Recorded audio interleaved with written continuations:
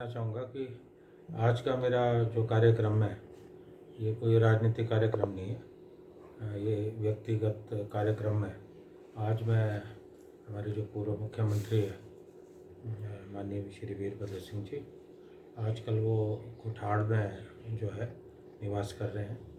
तो नववर्ष के उपलक्ष्य में मैं आज उनसे मिलने आया, उनको शुभकामनाएं देने आया और साथ में पार्टी के विषय में मैंने उनसे जो है बातचीत की और मुझे बहुत खुशी हुई कि वो पहले से ज़्यादा जो है मुझे सेहतमंद और सक्रिय नज़र आए। और निश्चित रूप से उनकी सेहत जो है पार्टी के लिए भी और प्रदेश के लिए भी जो है बड़ी हितकारी रहेगी।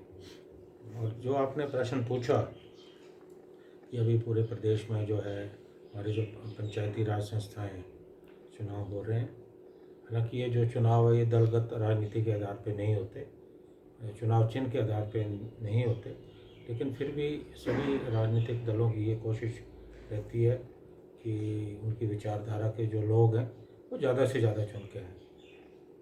मैंने जो हमारी ब्लॉक कांग्रेस कमेटीज़ है, ज़िला कांग्रेस कमेटी के अध्यक्ष हैं और जो प्रभारी हैं और साथ में जो हमारे पूर्व विधायक और विधायक हैं, मैंने उनको अधिकृत किया है कि वो एक जो है आपस में विचार विमर्श करके जो है आम सहमति से जो है उम्मीदवारों को तय करें।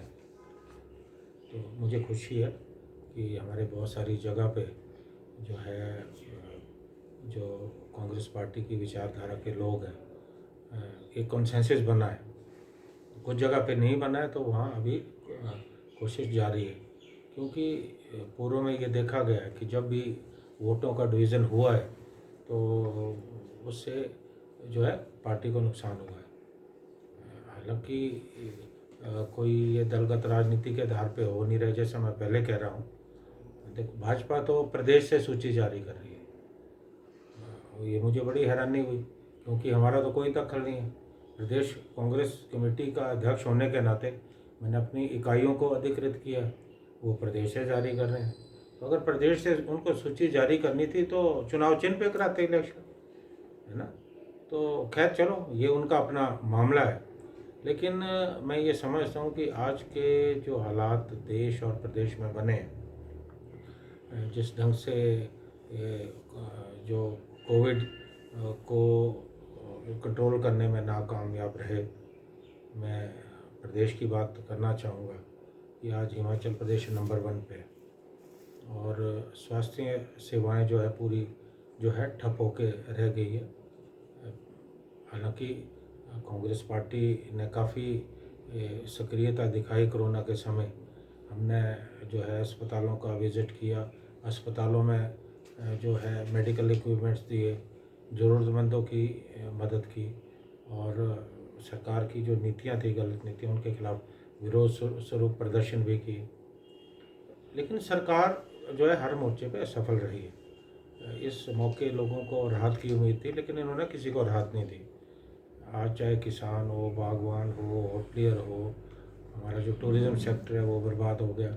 हमारे जो छोटे लघु सूक्ष्म उद्योग है वो भी उनको भी बहुत ज़्यादा नुकसान हुआ है। बेरोज़गारी बहुत ज़्यादा बढ़ी है।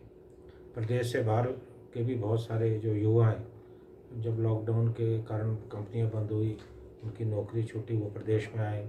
आज हिमाचल प्रदेश तीसरे नंबर पे, भ्रष्टाचार चरम सीमा पे है। अभी जो है पिछले साल पत्थर बम फूटा था, वो घोटाला सामने आया। इस बार जो है कोरोना के समय जिस ढंग से पीपीई किट घोटाला, सैनिटाइज़र घोटाला हुआ और इनके प्रदेश अध्यक्ष को भी इस्तीफ़ा देना पड़ा। और अभी भी जो है भूमि घोटाला सामने आया है, जिसमें प्रदेश की एक मंत्री हैं, उनकी स्लिपता जग जाहिर हुई है। उसी तरह से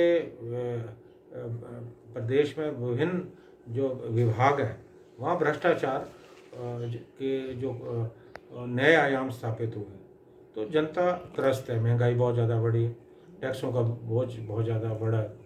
अब आप देखेंगे कि अभी कोरोना काल चल रहा है लोगों को उम्मीद थी मदद करते, इन्होंने मदद के बजाय जो उल्टे टैक्सेस लगाए, बसों के किराए बढ़े और बिजली पानी की दरें बढ़ी है, रोज़मर्रा की जो चीज़ें हैं बढ़ती जा रही है।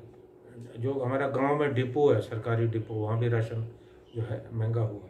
तो कुल मिलाकर इस सरकार में किसी को राहत मिली नहीं, इसलिए लोग निश्चित तौर पे भारतीय जनता पार्टी से परेशान हैं।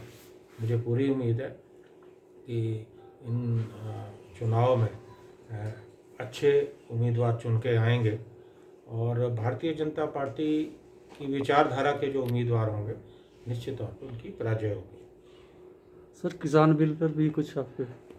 देखिए, ये जो किसानों को लेकर जो कानून बना है, पूरे देश में किसानों में बहुत आक्रोश है और आप देख रहे होंगे कि लगभग 1 महीने से ज़्यादा समय हुआ किसान दिल्ली की जो है घेराबंदी कर रहे हैं और ठंड के मौसम में भी बराबर मोर्चे पे जो है डटे हैं और दर्जनों किसानों की ठंड के कारण मृत्यु भी हुई है।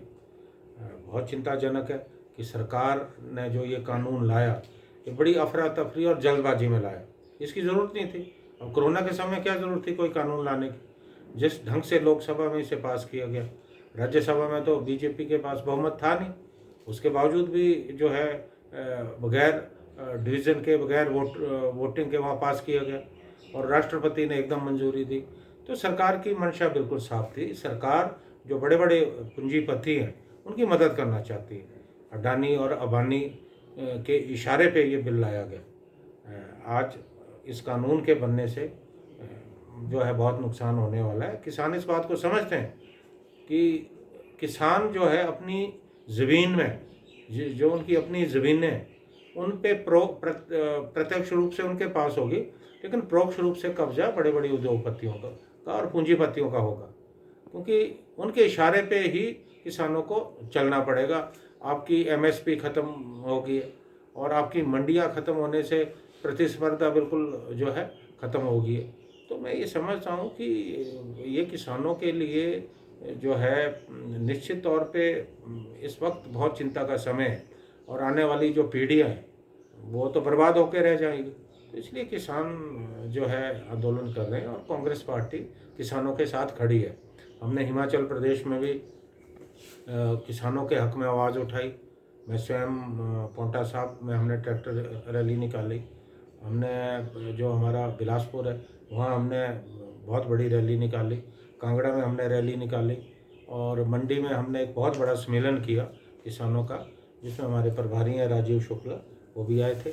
तो कांग्रेस पार्टी किसानों के साथ खड़ी है, इसलिए खड़ी है कि हम नहीं चाहते कि देश का जो किसान है वो एक बार फिर से जो जिम्मेदारा प्रथा कांग्रेस ने ख़त्म की थी, आज वही प्रथा जो है दोबारा से ये सरकार शुरू जो है करना चाह रही है। पहले तो जिम्मेदार तो फिर ज़्यादा थे, अब तो 1 या 2 हैं जिनके नियंत्रण में पूरे देश के किसान जो है आने वाले हैं। इसलिए हम जो है इस कानून का विरोध कर रहे हैं।